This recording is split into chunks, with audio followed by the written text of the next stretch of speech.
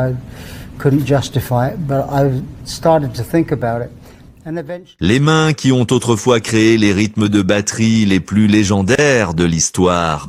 Des mains capables de faire trembler le monde au son mythique de In the Air Tonight ne peuvent aujourd'hui plus tenir une simple baguette ni même un verre d'eau. Bonjour et bienvenue sur Icônes et Silences, la chaîne où nous écoutons attentivement les voix étouffées par le bruit assourdissant de la gloire. Aujourd'hui, nous plongeons dans l'histoire tragique et profondément bouleversante d'une légende vivante. À 75 ans, Phil Collins, l'homme qui a fait danser et pleurer des générations entières avec sa voix unique, vient de briser un long et douloureux silence. Lors d'une récente et poignante interview accordée à la journaliste Zoé Ball sur les ondes de la BBC, l'artiste britannique a prononcé des mots qui résonnent comme un véritable coup de tonnerre. Il a avoué avec une sincérité désarmante que tout ce qui pouvait lui arriver de pire lui était malheureusement arrivé. Derrière les sourires de façade et les souvenirs mémorables de stades remplis à craquer, se cache désormais une réalité quotidienne bien plus sombre, une lutte permanente contre son propre corps. L'idole absolue des années 80, celui qui a même été fait chevalier de l'Ordre des Arts et des Lettres par le gouvernement français pour son immense contribution culturelle, vit aujourd'hui sous la surveillance constante d'une infirmière. Elle doit être présente 24 heures sur 24 à ses côtés, ne serait-ce que pour s'assurer qu'il prenne correctement et à l'heure ses traitements vitaux. Comment un homme qui a touché le sommet de l'Olympe musical, qui a chanté la bande originale de Tarzan dans un français absolument parfait pour le plus grand bonheur de notre pays, a-t-il pu sombrer dans une telle détresse physique qui a véritablement volé la force et l'énergie de ce géant incontesté de la scène? Nous connaissons tous les refrains entêtants et les mélodies inoubliables qui ont bercé nos vies, mais très peu connaissent le prix exorbitant qu'il a dû payer pour atteindre ce succès planétaire. Alors que la France entière reprenait en chœur ses plus grands tubes, une tragédie silencieuse se mettait lentement mais sûrement en place en coulisses. Préparez-vous à découvrir la vérité poignante d'un homme qui a tout donné à son public jusqu'à se perdre totalement lui-même. Car le récit intime que vous allez entendre dépasse de loin tout ce que vous auriez pu imaginer. Pour comprendre l'ampleur de cette chute vertigineuse, il faut d'abord mesurer la hauteur à laquelle Phil Collins s'était hissé dans les années 80 et 90. Il n'était pas simplement un chanteur ou un batteur de talent, il était le pouls même de toute une génération. Son ascension fulgurante avec le groupe Genesis avait déjà posé les fondations d'une légende, mais c'est en prenant son envol en solitaire qu'il a littéralement conquis la planète. À cette époque, la France, comme le reste du monde, sortait d'une période de doute et avait désespérément besoin de repères réconfortants et de mélodies entraînantes. Et c'est exactement ce qu'il a offert. Avec des titres monumentaux comme In the Air Tonight, il a redéfini le son d'une décennie entière. Chaque coup de batterie résonnait comme un battement de cœur universel. Le public français l'a immédiatement adopté, voyant en lui non pas une superstar inaccessible, mais un homme authentique, un travailleur acharné aux allures de Monsieur Tout-le-Monde qui chantait nos propres chagrins et nos propres espoirs. Sa popularité a atteint des sommets vertigineux, pulvérisant tous les records de l'industrie musicale. L'album No Jacket Required est devenu la bande-son incontournable de nos vies, diffusée en boucle sur toutes les stations de radio françaises. Et comment oublier ce moment d'anthologie lors du concert historique Live Aid en 1985. Ce jour-là, Phil Collins a accompli l'impossible, un exploit qui restera gravé à jamais dans les annales. Il a joué à Londres devant une foule en délire avant de sauter dans le Concorde pour traverser l'océan Atlantique et se produire quelques heures plus tard à Philadelphie. Il était omniprésent, infatigable, une véritable force de la nature qui semblait puiser une énergie inépuisable dans l'amour inconditionnel de ses fans. Des chansons comme Another Day in Paradise ont touché la corde sensible du public, éveillant les consciences sur des sujets profonds tout en dominant les hit-parades du monde entier. Mais la consécration ultime de son lien indéfectible avec la France est arrivée à l'aube des années 2000. Loin de se contenter de son statut de star anglo-saxonne, Phil Collins a fait un cadeau inestimable à notre culture en adaptant et en interprétant lui-même les chansons du film d'animation Tarzan en français. Des morceaux comme Je veux savoir ou Enfant de l'homme ont transcendé les générations. Il chantait dans notre langue avec une émotion si pure et une prononciation si soignée que les enfants de l'époque, devenus les adultes d'aujourd'hui, chérissent encore ces mélodies comme des trésors intimes. Chaque concert à Paris, au Palais Omnisport de Paris-Bercy, était une véritable communion, un rassemblement où des milliers d'âmes vibraient à l'unisson. Il était notre idole, le bon copain qui ne nous laissait jamais tomber. Pourtant, derrière cette productivité surhumaine et ce sourire éternel, les premières failles commençaient à se dessiner. La joie pure des débuts s'est lentement transformée en une course effrénée contre la montre. L'exigence de cette industrie dévorante exigeait qu'il soit partout, tout le temps, sans jamais s'arrêter pour reprendre son souffle. Il a tout donné à la musique, mais cette maîtresse exigeante commençait déjà à lui réclamer son dû, alors que les foules l'acclamaient et que les disques de platine s'accumulaient sur les murs. La solitude s'installait insidieusement dans les chambres d'hôtels vides. Comment cet homme qui nourrissait le monde de sa lumière a-t-il pu être laissé si seul face à ses propres démons lorsque la tournée s'est arrêtée? Le succès absolu cachait une prison dorée dont il ne réaliserait l'étroitesse que bien trop tard. Derrière les ovations assourdissantes et les disques de platine s'accumulant par dizaines, une réalité bien plus sombre et épuisante prenait racine dans l'ombre. Le public voyait un Phil Collins infatigable, souriant, enchaînant les tubes avec une aisance déconcertante. Mais l'industrie de la musique, cette gigantesque machine insatiable, ne connaît ni la fatigue ni la compassion. Il n'y avait peut-être pas de chaîne physique, mais une pression psychologique constante, sournoise et écrasante pesait sur ses épaules. Chaque nouvel album couronné de succès exigeait immédiatement une tournée mondiale encore plus spectaculaire que la précédente. Les producteurs, les promoteurs et même les médias réclamaient sans cesse une part de lui. Il était progressivement devenu le prisonnier doré de son propre génie, enfermé dans un calendrier infernal où chaque minute de sa vie était méticuleusement planifiée à l'avance. De l'interview matinale sous les projecteurs aveuglants au concert nocturne exténuant, ne laissant absolument aucune place au moindre souffle de liberté.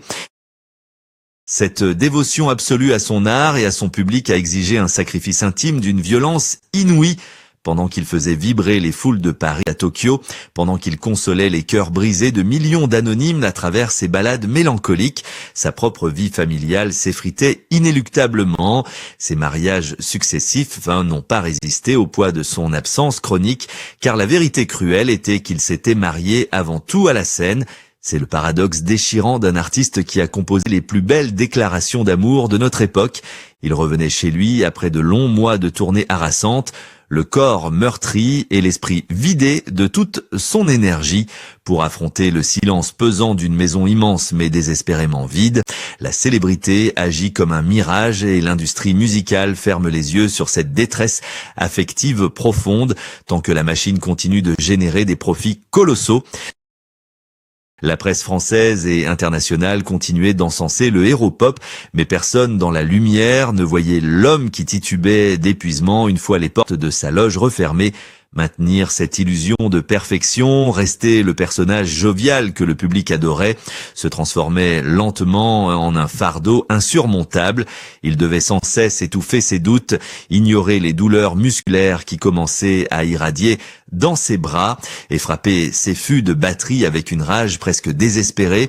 Son corps n'était plus qu'un instrument surexploité au service d'un système aveugle. Ceux qui l'entouraient, fasciné par la rentabilité de chaque spectacle, semblait totalement sourd aux appels au secours silencieux que son organisme lançait. Il donnait sans compter, persuadé dans sa générosité folle que c'était l'unique moyen de mériter l'affection inébranlable de son public. Cependant, la mécanique humaine, aussi résiliente soit-elle, finit toujours par présenter l'addition de ces excès invisibles, cette fuite en avant perpétuelle, cette usure orchestrée par un milieu impitoyable qui ne vous dit jamais de vous arrêter, posait silencieusement les jalons d'une descente aux enfers fulgurante.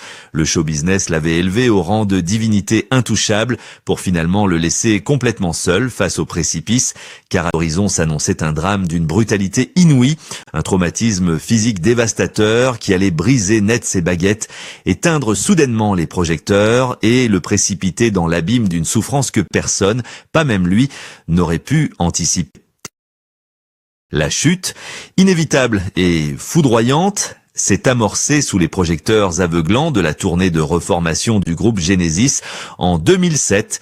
Ce qui devait être une célébration triomphale s'est transformé en un point de rupture définitif et tragique. Une grave blessure aux vertèbres cervicales, causée par des décennies de frappes acharnées sur ses fûts, a irrémédiablement endommagé les nerfs de ses mains. L'ironie du sort est d'une cruauté absolue, car l'homme qui possédait le sens du rythme le plus prodigieux de sa génération s'est retrouvé soudainement incapable de tenir fermement ses propres baguettes. Le monde de la musique continuait de tourner à une vitesse folle, cherchant déjà de nouvelles idoles à aduler, tandis que l'un de ses plus grands artisans voyait son outil de travail principal lui être violemment arraché. Le silence qui a suivi la fin de cette tournée fut assourdissant, marquant le début d'une longue descente aux enfers loin des regards du public. Lorsque les acclamations se sont tues et que les immenses scènes ont été démontées, Phil Collins s'est retrouvé face à un vide existentiel terrifiant. Habitué à vivre à 100 à l'heure, adulé par des millions de personnes chaque soir, il a violemment percuté le mur de la solitude dans le confort illusoire de sa grande maison, sans la musique pour structurer son quotidien et donner un sens à son existence. Il a cherché refuge dans l'oubli, l'idole de toute une époque. L'homme qui chantait la résilience passait désormais ses journées entières affalé devant la télévision, buvant de l'alcool dès le matin pour anesthésier une douleur tant physique que morale. Cette dépendance féroce l'a conduit aux limites de son propre corps, provoquant de graves lésions rénales, un diabète sévère et de longs mois de souffrance dans des lits d'hôpital froids et anonymes. L'industrie du divertissement, qu'il avait autrefois porté au nu et exploité jusqu'à la dernière goutte de son énergie, semblait l'avoir totalement oublié, le laissant se noyer dans son propre naufrage intime. Les journaux décortiquaient désormais avec un voyeurisme morbide ses faiblesses physiques et ses batailles privées. Il était devenu un homme piégé dans le reflet d'une gloire passée qu'il ne pouvait plus incarner. Le public français, jadis si proche de lui, assistait de loin et avec une profonde tristesse à cet effondrement incompréhensible. Mais au fond de cet abîme de désespoir, alors que tout semblait irrémédiablement perdu et que la maladie menaçait de l'engloutir définitivement, une étincelle de survie vacillait encore. À l'aube de ses 75 ans, depuis les profondeurs de son isolement, le musicien allait trouver la force inespérée de reprendre le contrôle de son propre récit et d'affronter le monde. À l'aube de ses 75 ans, alors que le monde pensait qu'il s'était définitivement muré dans un exil silencieux, Phil Collins a décidé de reprendre la parole avec une lucidité bouleversante. C'est au micro de la célèbre journaliste Zoé Ball, lors d'une interview poignante diffusée sur les ondes bienveillantes de la BBC, qu'il a choisi de livrer sa vérité nue et sans artifice. Il n'y avait plus de manager pour filtrer ses mots, plus de maisons de disques pour polir son image d'icône indestructible. Assis face à son public virtuel, la voix marquée par les épreuves mais le regard toujours perçant, il a prononcé une phrase d'une honnêteté brutale qui a immédiatement glacé le sang de ses auditeurs avant de fondre leur cœur. Il a avoué, avec une résignation teintée de sagesse, que absolument tout ce qui pouvait lui arriver de pire sur le plan physique lui était tragiquement arrivé. Il ne cachait plus rien de son calvaire quotidien, admettant dépendre désormais d'une infirmière présente jour et nuit à son domicile, une aide indispensable pour s'assurer qu'il prenne ses traitements à l'heure exacte. Ce moment de confession publique a agi comme une véritable catharsis, non seulement pour lui, mais pour tous ceux qui l'ont suivi depuis ses débuts éblouissants. Il a évoqué avec une émotion palpable le souvenir indélébile de sa dernière tournée avec Genesis, un adieu déchirant où il a dû se résoudre à chanter assis sur une chaise au milieu de la scène. La douleur physique l'empêchait de se tenir debout. Mais c'est une autre image, bien plus forte, qui a fait couler les larmes du monde entier. Son propre fils, Le jeune Nick Collins avait pris place derrière les fûts de batterie pour jouer les partitions légendaires que son père ne pouvait plus exécuter. Voir ce passage de flambeau contraint par la maladie, voir cet immense artiste observer son enfant jouer le rythme de sa propre vie, fut le symbole ultime d'une gloire foudroyée par le temps et l'épuisement. Ce n'était plus un produit de l'industrie musicale que le public regardait, mais un père meurtri, vulnérable et terriblement humain. Pourtant, au milieu de cet aveu de faiblesse corporelle, une immense force spirituelle a jailli de ses paroles. L'homme brisé a tenu à rappeler qu'il n'était pas qu'une simple victime des excès de son passé ou de l'indifférence de son milieu. Avec une pointe de fierté réconfortante dans la voix, Phil Collins a révélé au monde qu'il avait réussi à vaincre l'un de ses plus terribles démons en célébrant fièrement ses 2 années de sobriété totale. Il a cessé de noyer son chagrin dans l'alcool, choisissant de regarder la réalité en face, de pardonner à ce corps qu'il avait lâché et de se réconcilier avec lui-même. La France et le reste du globe ont réagi à cette déclaration par une immense vague de tendresse et de respect. Les critiques se sont tues pour laisser place à une admiration renouvelée, car en brisant ce silence pesant, la star ne demandait aucune pitié. Il reprenait simplement le pouvoir sur sa propre histoire avant que l'industrie ne l'écrive à sa place. Mais quelles leçons fondamentales pouvons-nous tirer du destin extraordinaire et douloureux de cet homme qui a tant sacrifié pour nous divertir ? L'histoire tragique et magnifique de Phil Collins dépasse largement le cadre strict de sa propre existence. Elle résonne aujourd'hui comme un avertissement solennel adressé à l'ensemble de l'industrie du divertissement et à nous tous, public passionné, mais parfois aveugle. Que se passerait-il si cette machine à rêve commençait enfin à traiter ces artistes comme des êtres humains fragiles et non plus comme de simples produits jetables destinés à générer des profits immense. Sommes-nous véritablement prêts à écouter la douleur cachée de nos idoles avant que les lumières de la scène ne s'éteignent à tout jamais? Derrière chaque icône vénérée, derrière chaque visage souriant placardé sur les affiches des boulevards parisiens, se cache un cœur qui bat, un corps qui s'use et une âme qui cherche désespérément un peu de paix.